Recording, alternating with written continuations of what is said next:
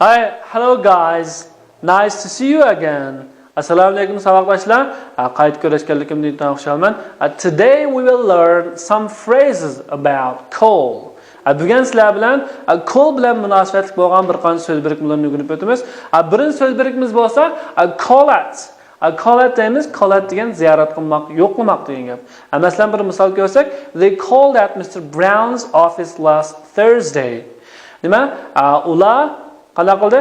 Oldingi seshanba kuni Brown apandimninki ishxonasiga yo'qlab bordi.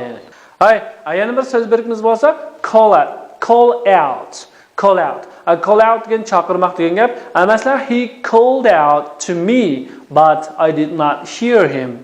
U men chaqiradigan bo'lsa-mu, lekin men uning ovozini olmabdiman yoki uning to'lig'ini olmabdiman degan gap bo'ldi. Hay. Yana bir so'z birikmamiz bo'lsa call on. Call on degan ziyorat qilmoq degan gap, ziyorat qilmoq, yo'qlamoq. Masalan, bir misol ko'rsak, I called on George yesterday. I called on George yesterday. Tunugin men George telefon qildim. Yoki men tunugin men George'ni yo'qlab bordim degan gap. I called on George yesterday. Yana bir so'z birikmamiz bo'lsa call up.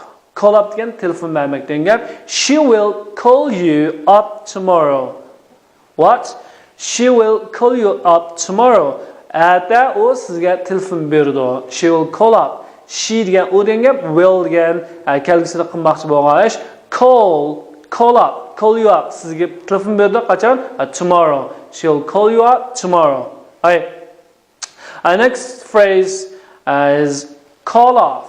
Yana bir so'z birikmamiz bo'lsa, amaldan qoldirmoq, bekor qilmoq degan gap. Masalan, he has called off the trip. He has called up the trip. Nima?